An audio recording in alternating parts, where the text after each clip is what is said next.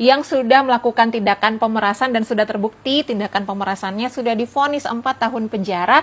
Hari ini dituntut balik sama dokter yang dia peras kemarin. Dituntut berapa? 500 miliar kerugiannya, ditambah dengan 4 miliar yang diperas kemarin.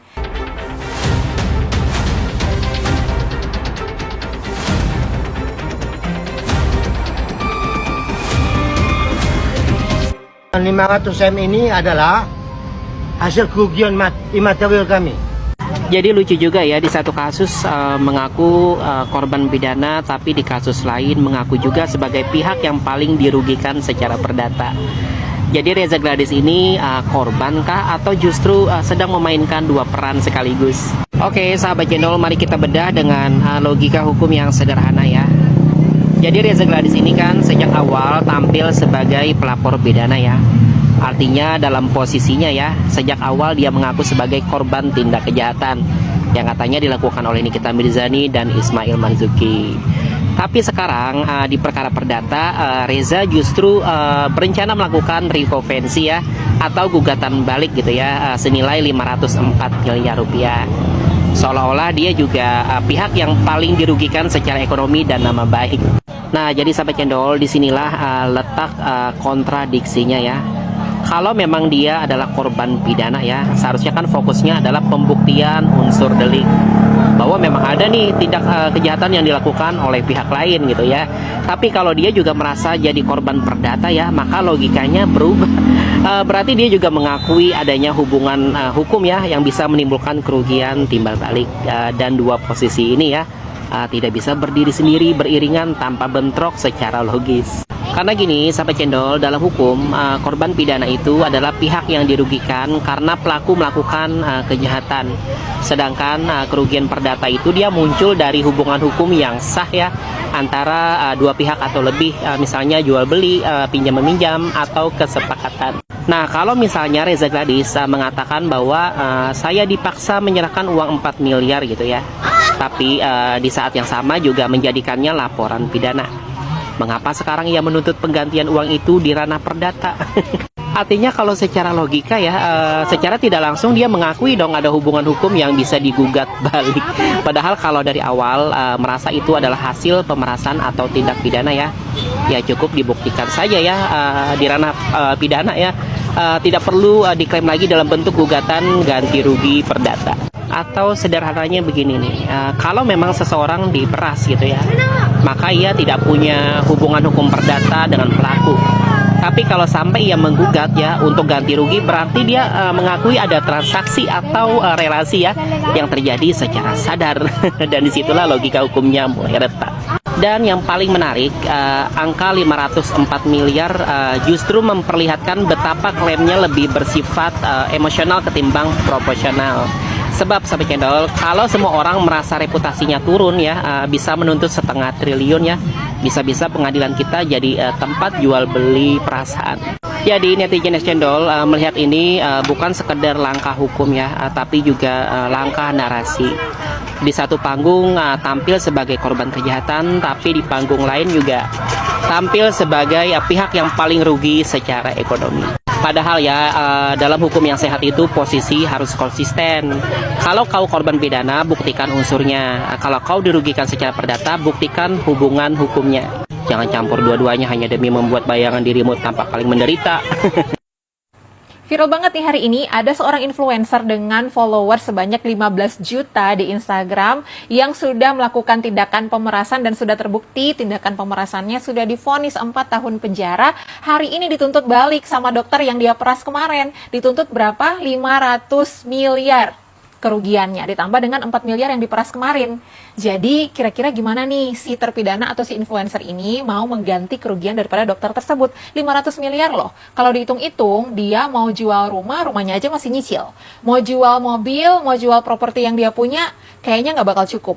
Ini karena saya baik, saya kasih masukan aja nih buat terpidana ya si influencer ini. Gini aja, kamu ajakin tuh 2 teman kamu yang dokter yang kemarin berunding tentang treatment orang yang sudah nggak dijual lagi di pasaran itu, ya yang mau dijadikan senjata itu loh, 2 dokter itu. Nah masing-masing kau mintain 100 miliar, 100 miliar. Soalnya kan teman kamu yang 2 dokter itu tuh lumayan tuh, yang satu nerima endorsan mulu kan dari brand kan, sampai miliaran lagi nilai endorsannya. Satu endorsan loh nilainya miliaran. Nah yang satu lagi kan barusan bikin rumah segede gaban tuh ya, segede-gedenya gitu ya. Bener-bener orang yang punya duit. Jadi bisa lah itu 100 miliar ya. Jadi berkurang, jadi tinggal 300 miliar kan kerugian yang harus kamu ganti. Nah 300 miliar ini boleh kamu mintakan kepada followersmu yang jumlahnya 15 juta di Instagram itu. Siapa tahu mereka baik hati nih, mereka sayang kamu. Masing-masing akun itu bisa menyumbang 20 ribu rupiah nih buat kamu. Jadi ada donasi buat kamu sehingga kamu bisa mengganti kerugiannya. Karena kalau enggak, 7 turunan pun kayaknya nggak bakal bisa ganti 500 miliar sayang.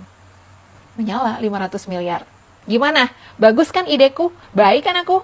RG kembali ingin menuntut Nikita Mirzani.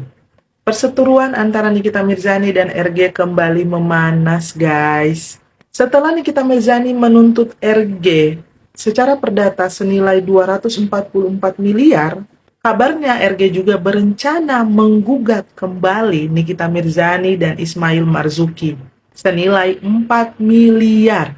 Alasan yang disampaikan oleh kuasa hukumnya RG, dikarenakan putusan pidana sudah jelas dan terbukti bersalah, jadi mereka berencana menggugat untuk mengembalikan uang yang diperas oleh Nikita Mirzani itu. Nah, seru nih, kuasa hukum RG juga menegaskan bahwa mereka tuh nggak akan tinggal diam menghadapi setiap langkah hukum dari Nikita Mirzani, guys. Bagi mereka nih, uang 4 miliar itu adalah hasil dari pemerasan. Itu sah melanggar hukum dan harus dikembalikan. Waduh. Bukan hanya itu aja, guys. Kuasa hukum RG juga mengatakan bahwa mereka juga akan menuntut kerugian yang lain yang sudah dialami oleh klien mereka, yaitu RG. Ini bakalan jadi babak yang baru dan semakin menjadi sorotan untuk warga net tentu saja. Gimana guys menurut lo semua? Coba deh komen di kolom komentar. Selamat pagi guys, saya ini betul-betul kesal betul sama itu akun yang namanya Om Bule Lambe official ke apa itu. Kayak ulat bulu aja pakai dengan apa yang di atas kepalanya tuh. Pola pikirmu itu bagus bang, bagus ya, bagus. Kalau kamu mau berbicara tentang pemerintahan, tentang apa yang lagi viral, Mulsapa itu ya, kau ngomong aja tentang dia. Jangan kau singgung Marijan jual apem. Kau singgung siapa itu? Mbak Niki kan? Kenapa kau sangkut paut dengan itu? Kenapa? Kalau kamu komentar dengan orang lain, komentar aja. Jangan kamu sangkut paut dengan Mbak Niki. Dia nggak ganggu kau. Marijan jual apem. Emangnya pernah kamu beli apem sama dia? Kurang ajar orang satunya. Kalau kamu mau komentar tentang satu bahan aja, satu masalah aja, itu saja yang kamu fokus. Jangan kamu senggol-senggol Mbak Niki. Hei, kebiasaan dia nih. Kalau kamu ndak setuju, ndak pro dengan Mbak Niki, jangan kau ikut campur ke dalam masalah yang sedang kamu bicarakan. Kalau kamu ngomong tentang itu Mulyono ke siapa itu, ngomong aja sama dia. Kenapa kamu singgung dengan jual apem Mbak Niki? Marijan itu Mbak Niki kan? Saya tahu karena kamu nggak suka sama Mbak Niki. Kurang ajar orang satu nih ya. Laki-laki kok ngomong apem. Gak malu. Kau tuh punya ibu. Kau punya saudara perempuan. Kau punya anak perempuan. Ngomong seolah-olah sok pintar. Tapi dia gak tahu menyakiti hati orang.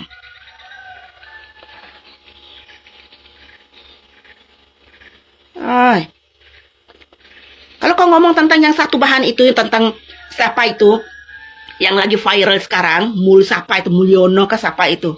Kamu ngomong aja tentang dia. Jangan kamu ngomong tentang Mbak Niki. Sampai jual-jual apem. Pernah kamu beli apem sama dia ya? Kurang ajar ini orang. Selalu menggiring opini yang negatif tentang orang lain. Macam kau suci aja. Babi kau.